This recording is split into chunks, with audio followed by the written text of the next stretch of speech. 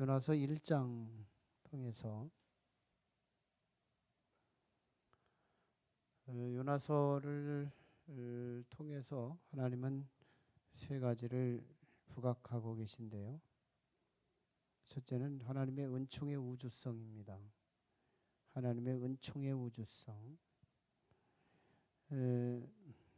이스라엘 백성들은 한 가지 오해를 하고 있었던 것이 선택받은 백성이라고 하는 특혜 의식을 통해서 하나님의 은총의 우주성을 망각하고 자기들만의 선택으로 지엽적인 하나님을 만들어버리고 맙니다. 오해하는 것이죠. 그러나 하나님은 세상을 다 창조하시고 우주가 다 멸망당하지 않기를 원하고 계신 그 하나님을 알지 못했던 거죠. 그래서 요나서를 통해서 하나님은 은총의 우주성, 세상이 하나님의 뜻대로 가지 않는 것에 대해서 가슴 아파하는 하나님의 멍든 가슴 또한 엿볼 수가 있는데요. 요나서 마지막 장 마지막 절에 그게 나타나고 있죠.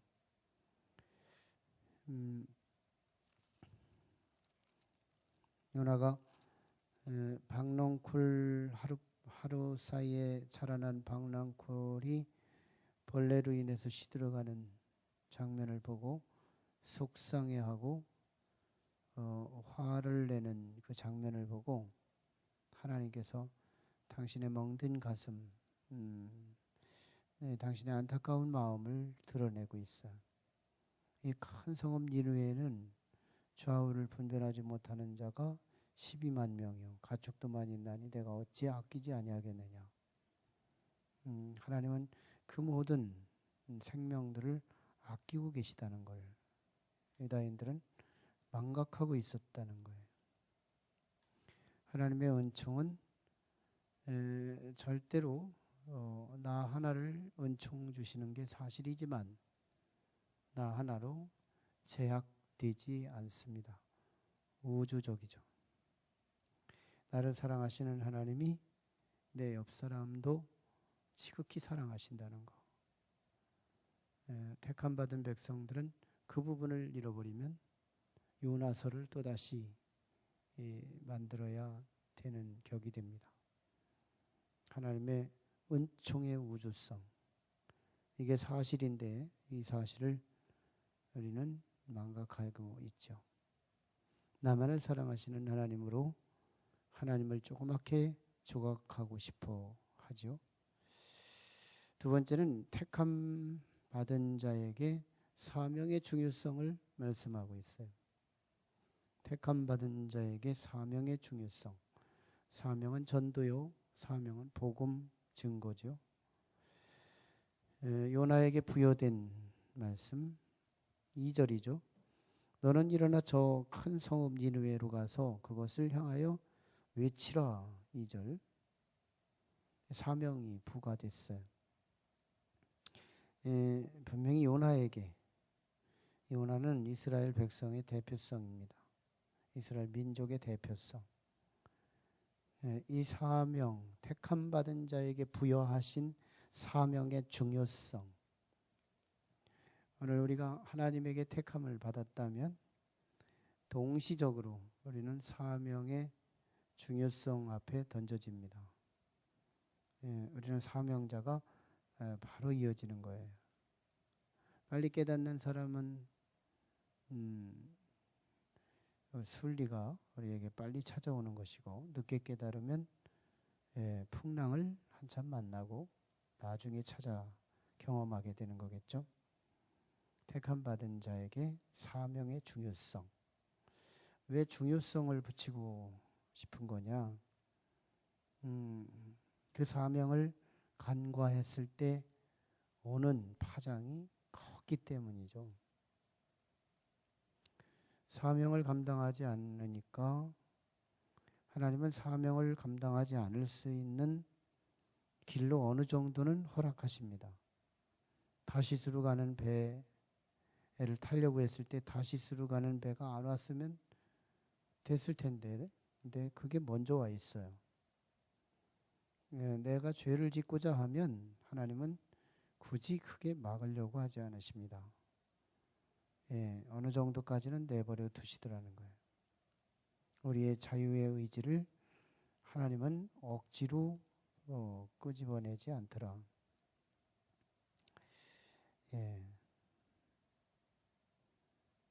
그런데 그 후에 큰 바람을 일으키죠. 사명을 잃어버리면 큰 바람이 내 주변에서 일어나게 돼요. 내가 타고 있는 배가 흔들리기 시작하죠. 사명을 잃어버리면 풍랑이 일어나기 시작해요. 큰 바람, 4절이죠. 4절. 큰 바람이 일어난다. 우리는 이 큰 바람이 어쩌다 한번 일어날 때 왜 그러지 하다가 계속 일어나면 인생이 그런 거지 하고 이 풍랑을 자명스럽게 인생의 문화로 받아들입니다. 그리고는 사명을 계속해서 감당하지 못하면서 사명을 감당하지 못하는 잠이 든 채로 배 밑창에 들어가서 자고 있죠. 요나가 5절 하반절에서 배 밑창에서 깊이 잠들죠. 자기가 잠든 것을 남들도 알지 못하게 하기 위해서 배 밑층으로 갑니다. 같은 배에 탄 사람이지만 예수님은 배의 고물에 올라가셔서 평안한 잠을 주무시죠. 요나는 사명을 깊이 한 자의 잠을, 사명을 멀리 한 자, 사명을 잃어버린 자의 잠에 들게 돼요. 풍랑은 원래 바다는 풍랑이 있는 거지. 운명론으로 해석하면서 그건 뭐 이렇게 당연히 있을 것이 있는데 하고 깊이 사명의 잠을 잘 수 있어요. 우리 주님은 배 고물에서 평안의 잠을 주무셨다면 요나는 배 밑창에서 사명의 불안한 잠을 자게 됩니다. 이것이 이 사명을 감당하지 못한 것이 큰 바람을 일으켰다면 사명은 중요하다는 것을 의미해요. 사명은 중요하다. 내 인생에 큰 바람을 잠재울 수 있기 때문이죠. 세 번째는 사명자에게 순종의 중요성입니다. 사명자에게 순종의 중요성. 사명자에게 부여되는 메시지는 쉬운 메시지가 있고 어려운 메시지가 있어요. 가벼운 메시지가 있고 무거운 메시지가 있어요. 가벼운 메시지에는 순종이 쉽지만 무거운 메시지, 감내할 수 없는 메시지는 순종이 쉽지가 않죠. 왜 중요성이냐? 순종하지 않으면 하나님께서 큰 물고기를 준비하시기 때문입니다. 사명을 감당하지 않으므로 큰 바람을 일으킨 것처럼 순종하지 않으므로 큰 물고기를 준비하셨더라. 그 큰 물고기에 들어가는 것이 산지옥이라고 할 적에 이게 스올이죠. 스올. 2장 2절에도 스올이 나타나죠. 스올은 산지옥이에요. 살아있긴 한데 지옥이에요. 죽을 수도 없는 지옥이에요. 물고기 뱃속은 죽은 자인데 살아있어요. 산지옥, 스올이죠. 스올. 네. 요나서는 분명한 초점 세 가지. 하나님의 은총의 우주성, 택함 받은 자에게 부여한 사명의 중요성, 사명자에게 부여된 순종의 중요성. 근데 이것을 요나는 이스라엘 백성들은 선택받았다고 하는 것 때문에 이것을 몰라요. 이 세 가지를 몰라요. 이 세 가지를 모르면 방황하는 것이죠. 이 세 가지가 모르고 간과하면, 순종하지 않고 실행하지 않으면 인생은 흔들리는 거죠. 예. 요나가 경험했던 이 어마어마한 이 파란만장한 경험, 체험은 세 가지의 참 지식을 몰랐기 때문입니다. 요나는 분명히 의인이죠. 요나는 분명히 택함받은 백성이죠. 요나는 분명히 성도입니다. 요나는 곧 우리예요. 우리가 또다시 요나서를 쓸 가능성이 높은 것은 요나는 택함받았다고 하는 거 하나를 오해했기 때문입니다. 하나님이 나를 택하셨다. 이것이 바르게 이해할 필요가 있다는 거예요. 네, 하나님이 나를 택하신 것은 내게 참 다행스러운 일이지만, 내게 참 행운이지만, 나를 택하셨다는 이 말은 반드시 나를 통해서 이웃에게 또는 열방에게 유익하게 하고자 택하셨다는 사실, 나를 구원하시고 그리고 나를 사용하시고자 택하셨는데, 나를 구원하신 데만 적용하고 사용하시는 쪽에는 적용하지 않았다는 거예요. 나를 택하신 목적이 두 가지죠. 나를 구원하시고 나를 사용하시고, 사용처에 사명이 들어있고요. 그 사명 안에 순종이 들어있습니다. 세 가지를 모르면 우리 인생도 바람을 맞아요.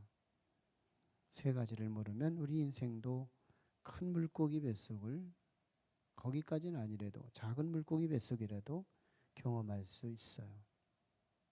왜 그럴까? 왜 그럴까? 깊이 5절에서 요나가 잠든 그 잠에 들면 안 되죠. 일어나야 되겠죠. 늦게서라도 깨달아야 되겠죠. 요나는 12절에서 이렇게 깨달아요. 배 타고 있는 사람들이 도대체 왜 이런 풍랑이 일어난지 너는 아느냐 하는 물음에 12절에서 나를 들어 바다에 던지라. 그러면 잔잔할 거다. 답을 알고 있어요. 내가 이 요나서에 나타난 세 가지를 간과했으므로 이런 큰 바람과 큰 물고기를 준비했다는 이 사실. 왜 바다는 세상이고 이 세상이 왜 풍랑이 일어나게 됐는지를 원인을 알아요. 그래서 자기를 던지라고 말해요. 내가 죽어야 너희들이 산다. 그리스도 사건이죠. 내가 죽어야 너희들이 산다. 그리스도의 십자가 사건이 12절에서 넌지시 던져지고 있습니다. 요나는 알고 있어요. 그래서 요나가 던져지자 실제로 풍랑은 15절에서 잔잔해지고 말죠. 이제부터는 요나에게 달려 있습니다. 요나 한 사람에게 모든 재앙은 다 끌어안게 돼 있어요. 요나가 물고기 뱃속에 들어가는 순간 지상의 배는 평안해지기 시작합니다. 요나가 죽어야 배가 평안해지듯이 예수님이 죽어야 배가, 내 인생이 평안해진다는 놀라운 영적 교훈을 담고 있는 것이죠. 예. 오늘 우리 붙들고 기도해야 할 거 세 가지. 하나님의 은총은 나를 향하는 게 분명하지만 나를 향하는 목적이 두 가지. 나를 구원하기 위해서, 또 하나는 나를 사용하기 위해서 하나님은 내게 은총을 베풀어 주십니다. 나를 사용하셔서 다른 사람이 너도 하나님이 사랑한다라고 하는 걸 알려주기를 원하셔요. 우리식으로 말하면 전도입니다. 전도를 벗어난 사명은 없어요. 모든 사명은 전도입니다. 어떤 모습이든 전도죠. 사업하는 사람은 사업식 전도, 문화하는 사람은 문화식 전도, 교육하는 사람은 교육식 전도, 거기에 공통인수가 있어요. 그리고 사명자에겐 아무리 무거운 거라도, 아무리 할 수 없는 거라도 순종이 살 길이다. 순종만이 큰 물고기를 없애는 거다. 이것을 우리가 바로 알아야 됩니다. 세 가지. 우리 인생에 이 세 가지를 놓치면 내게도 큰 바람이 있고 큰 물고기가 주어질 수 있지만, 우리 인생의 세 가지를 명심한다면 우리에게 큰 바람, 큰 물고기는 우리 인생에서 제거될 것을 확신합니다. 기도하시죠. 우리 같이 기도하실 때 우리 하나님께 부르짖고 기도할 때, 하나님은 나를 사랑하시죠. 그러나 내 옆에 사람도 사랑하시죠. 그걸 잃어버리고 삽니다. 하나님을 내 걸로만 만들고 싶어요. 그게 요나서의 오류죠. 그 넓고 우주적인 하나님을 내 걸로만 만들려고 해요. 이게 유대인들의 무지였습니다. 그 무지가 풍랑을 만들었죠. 하나님, 오늘 택함 받은 자에겐 사명이 너무너무 중요해요. 여기 사명 없는 사람은 하나도 없어요. 다만 사명을 망각한 사람만 있을 뿐입니다. 사명을 알고 있는 자와 망각한 자만 있을 뿐이죠. 그러면서 이미 내게도 풍랑은 시작됐지만 인생이 의뢰이 그런 거라고만 생각하며 나도 배 밑창으로 가서 잠들고 있습니다. 왜 일어나는 거지? 의뢰이 있는 거지. 내 사명과 상관시키지를 못해요. 성령님이 오시기 이전까지는 연결시킬 능력도 없죠. 속수무책입니다. 내 인생이 여러 가지 해킹을 당하고 있지만 왜 당하는지도 모르고 당하고 살죠. 오늘 하나님, 우리에게 사명자는 언제나 힘든 명령이라도 순종이 사는 길이라는 걸 알게 해주세요. 세 가지를 붙들고 기도하면 우린 정말 인생 전체를 꿰뚫는 참 시원한 문제가 될 것입니다. 유대인들은 그래서 풍지박산이 되죠. 북쪽 이스라엘은 722년도에, 남쪽 유다는 586년도에 역사적인 풍지박산이 이루어집니다. 그것은 사실로 이루어졌죠. 민족 전체에게 이루어졌죠. 아수르라는 큰 물고기가 북이스라엘을 삼켰고, 바벨론이라는 큰 물고기가 남쪽 유다를 삼켰습니다. 70년 동안 삼켰죠. 그 후에 1차 토하고 2차 토하고 3차 토에서 그들은 다시 예루살렘으로 돌아왔지만, 우리 하나님, 요나서의 교훈은 이스라엘 전체 역사의 대표성입니다. 그러면서 성도 전체 인생의 대표적인 것이죠. 오늘 이 세 가지를 명심하게 도와주세요. 세 가지가 명심되기 원합니다. 나만 사랑하는 하나님으로, 작은 하나님으로 만들지 않게 해주세요. 나를 통해서 하나님의 그 크신 사랑을 널리 전하기를 원하고 계십니다. 아무리 힘들어도 아무리 손해가 가도 하나님 명령에는 순종할 수 있는 용기를 주시옵소서. 우리 같이 기도하시고, 우리 교회 2020-2030 비전, 이제 우리 청년 캠프 다음 주 주말에 일어날 캠프에 하나님 성령의 강권적으로 역사해 주시기를 기도하고, 우리 나라와 민족을 위해서, 우리 각자를 위해서 성령을 의지하여 하나님께 사모하며 기도합니다. 걸어가시고 자비하신 아버지 하나님, 은혜를 감사합니다. 오늘 우리 주님께서 우리에게 주신 말씀을 의지해 기도하기를 원하오니, 오 주여 도와주시옵소서. 아버지, 요나서에게 주신 우리 하나님의 음성, 아버지 하나님의 은총의 우주성, 아버지 하나님은 아버지 이스라엘도 사랑하시지만 니느웨도 사랑하십니다. 이스라엘 백성들이 미워하는 그들도 사랑하십니다.